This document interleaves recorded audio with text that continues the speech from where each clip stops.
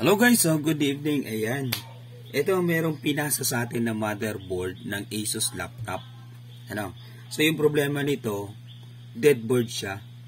As in totally hindi nag-on, so walang power, walang indicator na naka-on siya. So supposedly dapat magbi-blink yan or mag-iilaw yung dalawang indicator lead dito. Yung dalawang indicator lead na yan.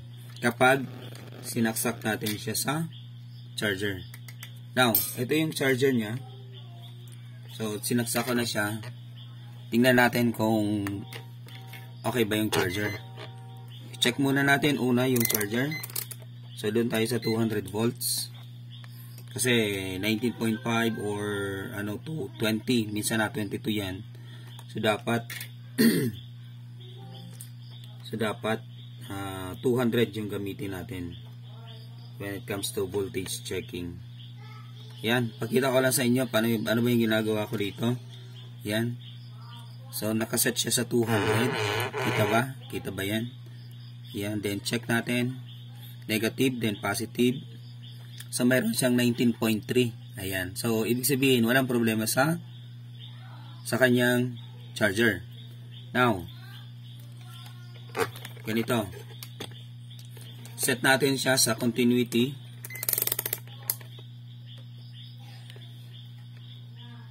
Yung ano ko medyo nagluloko na.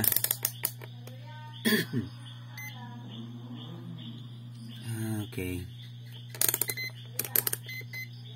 So pangalawang palit ko na to, matagal na din to eh. So 4 years na din to. Medyo matagal na din. Tatlong palit na ako ng battery nito. So yan, check natin. Yan, continuity mode. Yan, continuity mode tayo guys. So check natin yung board niya. Or ganito muna. Balik tayo sa 200 volts. Siyempre, try natin yung kanyang charger. Saksak natin yung kanyang charger. Okay nga. So, nakasaksak na yung charger. So, dapat may ilaw na siya dito. Yun, wala siyang ilaw. As in, yung indicator niya walang ilaw. So, voltage checking muna tayo guys. So, una yung gagawin, yun na nga, charger muna, then voltage checking tayo. So, dito tayo, papasok. So, negative, then positive.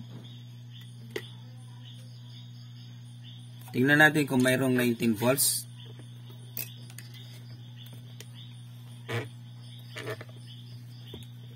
Medyo magulo yung ano ko setup ko Ayan, tingnan natin kung mayroong 19 volts. Kita naman, di ba? Yan, negative, positive. Yan, mayroon naman siyang 19.3. Now, dito tayo sa pinakang power IC niya. Ano, ito yung power IC, ito. First MOSFET na yan, then secondary MOSFET.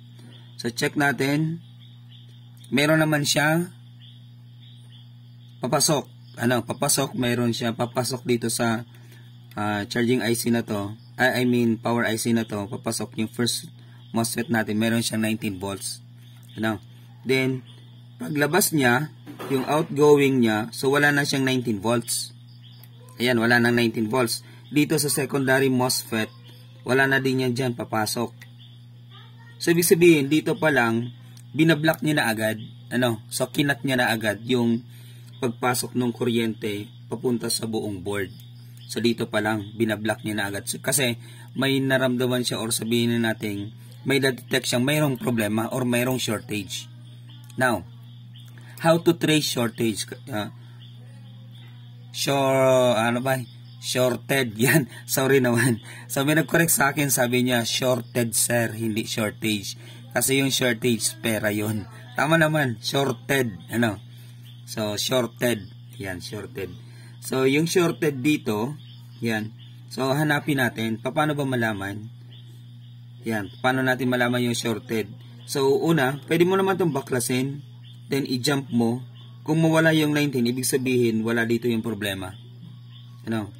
Pwede naman baklasin. So, nasa sa'yo naman yan. I-short mo lang siya. Lagyan mo lang siya ng maliit na wire. Then, i-jump mo siya. Then, kapag nawala yung 19 volts, ibig sabihin nun, wala dito yung problema. Ganun lang yon. Now, ano pa yung sunod? Ganito. Mag-checking tayo gamit yung ating continuity. Yun, okay na.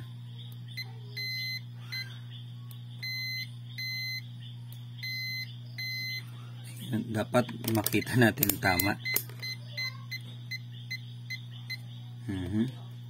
Tingnan natin. Ayun. Okay, so dapat ganyan.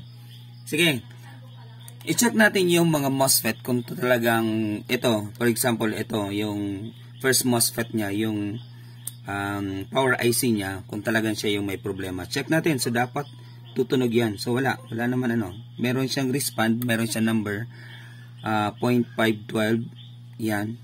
So okay naman yan. Kahit dito okay naman yan.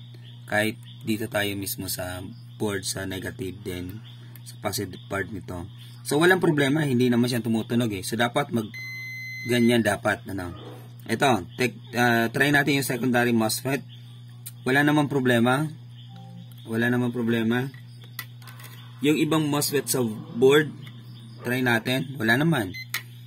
Ayan. So wala naman siya, di ba? Kahit sa kabila, ayan.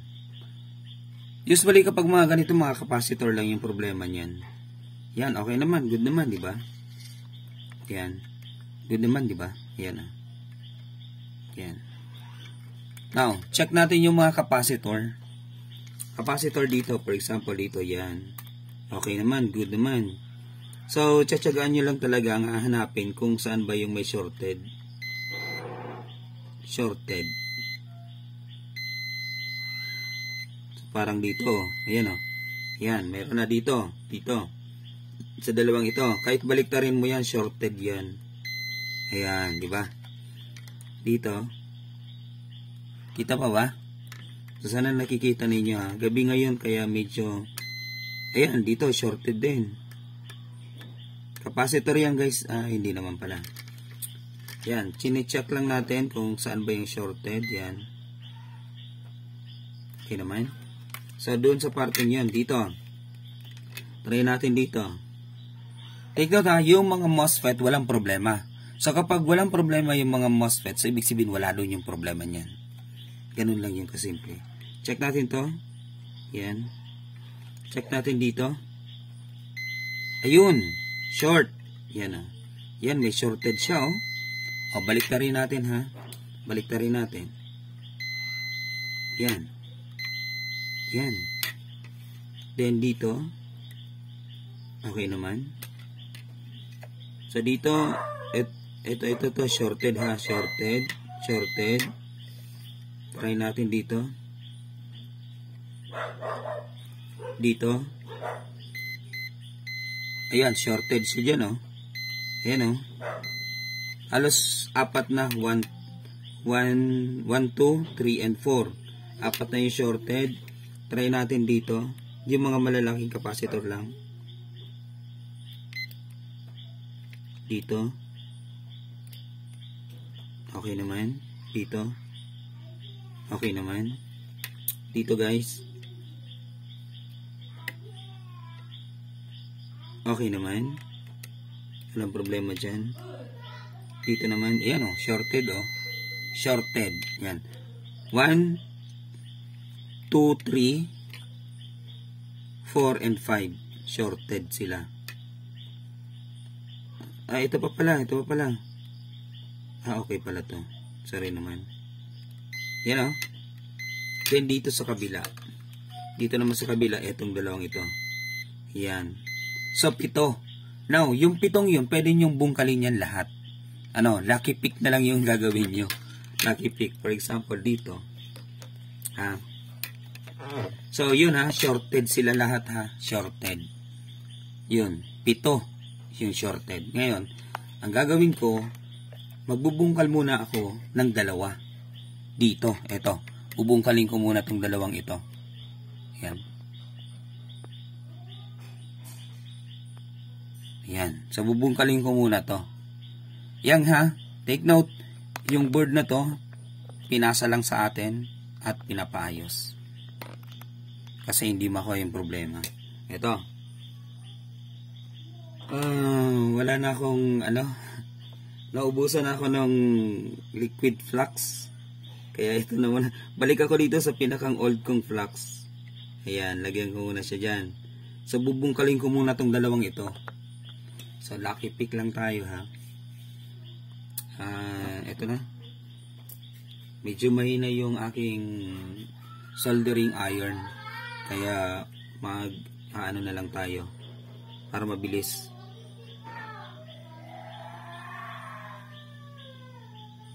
Yan matagal mabungkal Ayun, isa, dalawa. Yan lucky pick lang tayo guys ha. Pwedeng nandito, pwedeng wala dito. Ganun lang yun. So,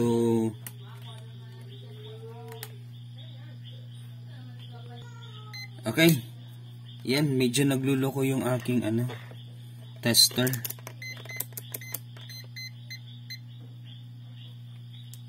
Okay na ba? Okay na. So check natin dito. Ito. Ayun, wala na yung shorted. So dito wala na dito. Ayan, 1 and 2. Tingnan natin yung shorted kanina. Asan na ba yun? So nandito, yung dalawa dito. Yung dalawa dito yung shorted ito. Ayun, wala na. Meron pa. Wala na. Then dito, yung nag-iisa dito. Ito yan na shorted, diba? Ito, tingnan natin. Kita pa ba? Ito. So, wala na. As in, wala na. Yan, wala na. Wala na siya. Yan, pakita lang natin. Pati yung niya. Sorry. Yan, dito tayo. Okay. Pakita natin yung binaklas natin dito. Shorted. Kanina. So, wala na. Yan may reading na siya. Which is 53541. Then, sa kabila naman, may reading siyang 541. Same lang. So, nandito siya. Dito. Sa part na to. Ayan. So, may dalawang control na IC. So, dito. Yung dalawang capacitor. So, isa sa dalawang capacitor na to, yung damage. Tingnan natin yung dalawang capacitor. Ito yung dalawang capacitor. Ayan. Pakita ko lang sa inyo yung dalawang capacitor. Check natin yung dalawang capacitor na yan. Ayan. Check natin yan.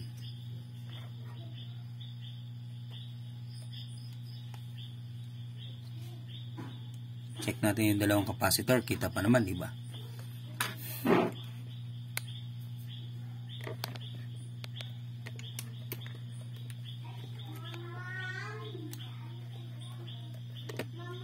Ay, nako. Hirap naman ito.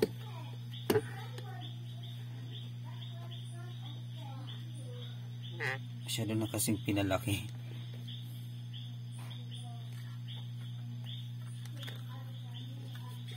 Ano ba? Ganyan ba?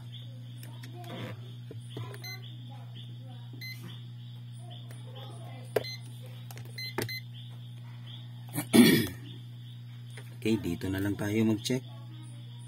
Yan, kita. Diba? Ganyan Yan, dyan na lang tayo mag-check guys. Check natin to. Dalawang ito. Yan, connected. Ito. Unang capacitor, okay. Baliktarin natin.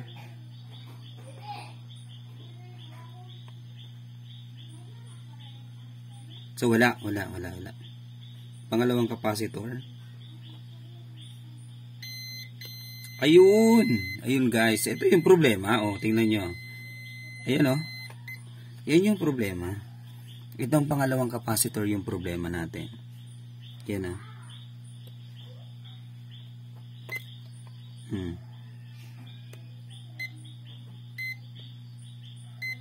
Yan diba? Kahit baliktarin natin yan.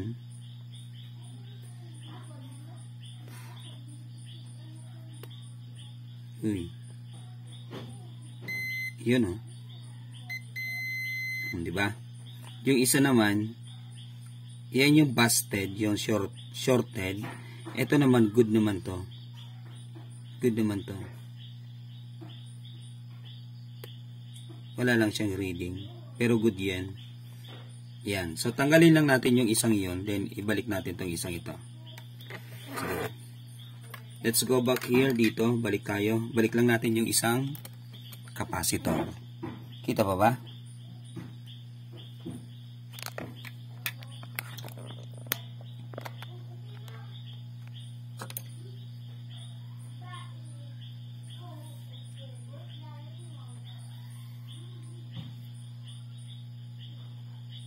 Yan, balik natin yung isang capacitor dito.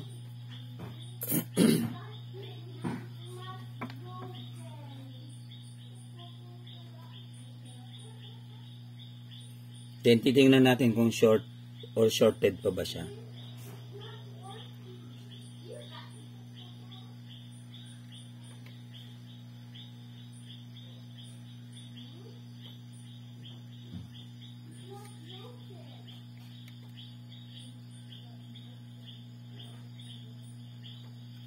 Hindi ko na makita guys kapag wala sa ano.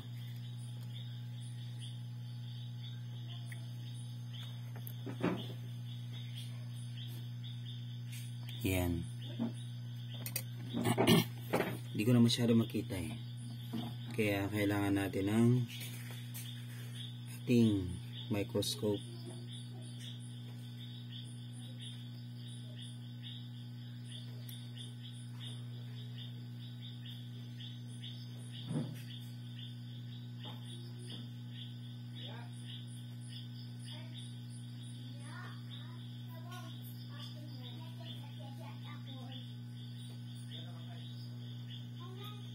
Parang biglang humina yung hot air ko ah.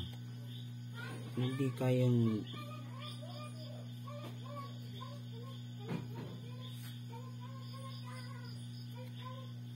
nako guys.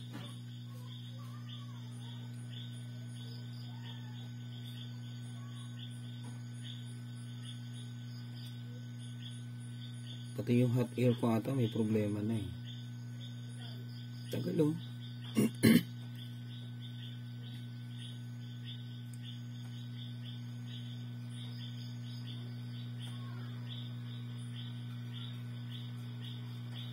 Yan.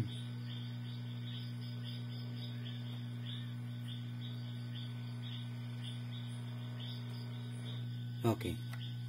Okay na yan. So, yung isa, hindi na natin ibabalik kasi shorted na nga siya. So, ito na lang isang ito. So, wala naman yung problema. Kasi bridge yan, ano. So, dalawang bridge. So, yung isa, reserve. Yung isa naman, parang yun yung, pareho naman sila functional, pero reserve lang yung isa dyan palagi. So, nawala na yung reserve. I mean, yung isa nasira na. So, yung reserve na natin yung gagamitin natin. Check natin ulit kung shorted pa ba siya. Ayan. Check natin yung ano natin yan. Good. Then, check natin to. Dito. Wala na. May reading na siya. So, wala na siyang shorted. Ayan. So, check natin yung iba. Dito. Yung isa dito. Tingnan nga natin. Shorted pa din.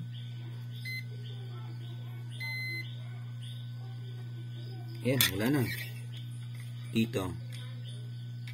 Saan po ba yun? Dito.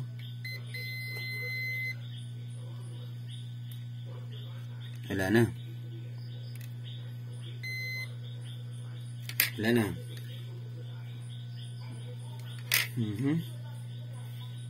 So, yung sa likod, dito, tingnan nga natin. Baliktarin natin. Shorted pa din dito kasi ito nasa processor to. So nasa processor siya. Normal yan kapag malalapit yung capacitor sa processor. Huwag kayong mako-confuse. Wala dyan yung problema niyan. Wala sa capacitor ng ano. So basta nasa ilalim nitong mga processor.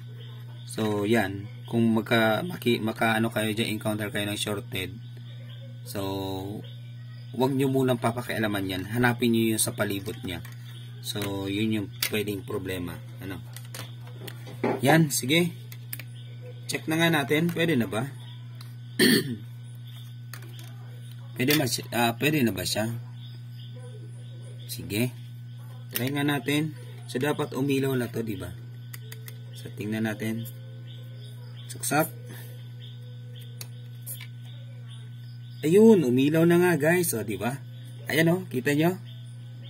Ayan, di ba? Alright. O, di ba? Ayan o, yan yung ilaw niya o. Ang galing. O, di ba? Nakachamba tayo, guys. Ayan o, tingnan nyo o. Yan o, blinking siya o. Yan. Yan yung with power na sinasabi natin. Ayan na. Tapos na. Solve na yung problema. Diba? Ayan o. So kanina, kita natin. Asin talaga, kala natin, sira na yung board. Pero sira naman talaga. Inayos lang natin. Ayan. So, kailangan ko pa bang sa laptop? Sige. Isalpak nga natin sa laptop. Tingnan nga natin. Yan, unplug na natin. Unplug. Then, dito na tayo. Dito na tayo sa laptop. Yan yung pinakang old kong flux. 6 years na yan, guys.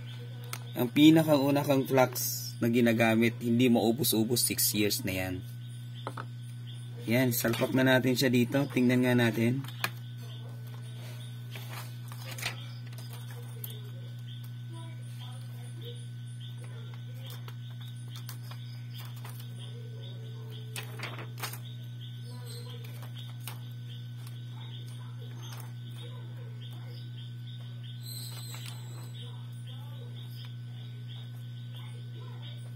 Kaya hindi ko na alam kung paano ibalik to, guys.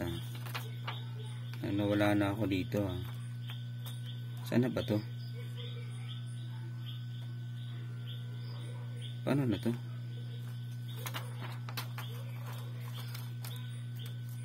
Ayun, ganun lang pala yun.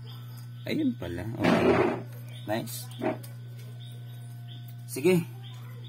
Ipapakita ko sa inyo kung working na nga ba. Sana ba to? Ano na ba to? Nawawala na ako Ang nawawala na talaga ako Ayun, pag ganun. Pag ganun yun. To. Balik muna natin to. So sana nakikita ninyo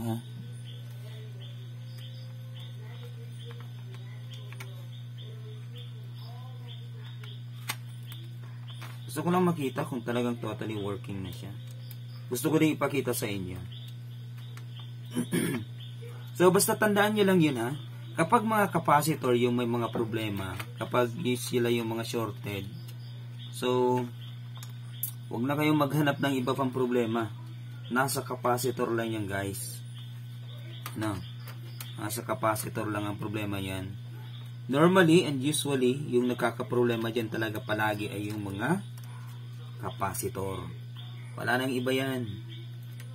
Yan ay yung problema dyan.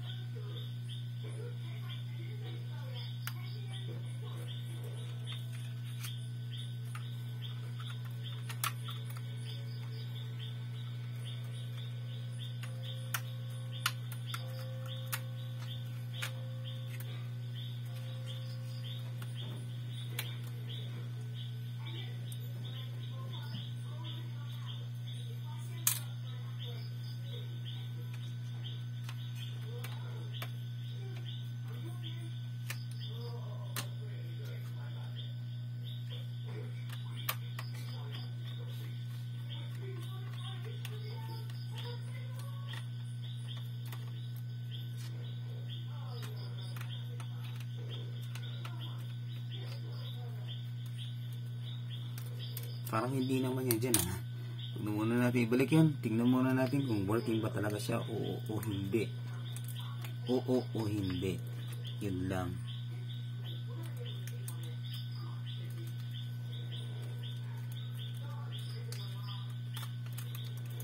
Yun. Sige. Ito na. Lagay natin to. Paano na ba to? Hirap kasi pag mga Asus, ano? Ang hirap naman. Ayan. Sige, power on nga natin.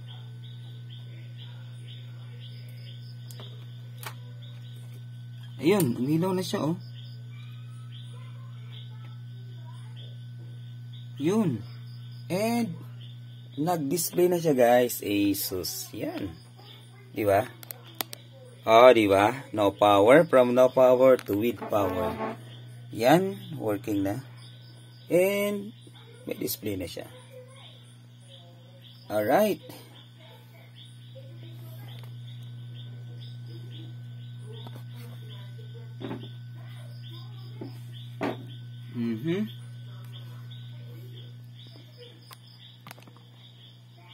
May hard disk ba to? Oh, connected na yung hard disk niya. Okay, so yan, oh, working na siya, guys. Okay, so sana nagustuhan niyo yung ano natin, yung video na to. So, yung ina-expect ko hindi ko marirepair, nare-repair ko siya. Pero fighting spirit lang yan, guys. Kaya mo yan, ano? Kaya mong ayusin yan. Basta sundan mo lang. So, tandaan lang, ha. Kapag capacitor, lahat capacitor, yung mga shorted natin, lahat capacitor, posible 100% capacitor ang problema niyan. Now, kung lahat naman IC, MOSFETs, so nasa MOSFET naman yung problema niyan. Palaging ano diyan nakakaproblema yung power ICs, first MOSFET and secondary MOSFET, then yung ibang IC, ano po. So yan normal yan na nangyayari kasi sa fluctuation of current. So sometimes overusage, ano po. So yan, overcharge, so ginagamit na naka-charge, so yun, overusage yun. So yun, normal yun ang nangyayari. So basta hanapin niyo lang, nandiyan lang yan. Complicated na yan kapag yung Super I/O na yung ano, nakalimang laptop na ako na inayos na Super I/O yung problema. Pero ito, pag mga ganito, kasi alam ko na itong mga ganitong bagay. So yan, tingnan niyo lang, ha, kapag lahat shorted mga capacitor, so isa sa lahat ng mga yan, sa madaming yan, yan yung pinakang problema ng nandyan lang yan, ano, isa dyan yung sira. Yan, so sana may natutunan kayo sa video na to. And yan, pa-like na din, pa-subscribe na din, guys. So wag niyo nang i-skip yung ads natin. Yan, hindi ko na papatagalin. This is always your Cotec, Aldel Tamarino. For 2024, ito yung first video natin. Thank you so much and peace out, guys. Good evening. Alright.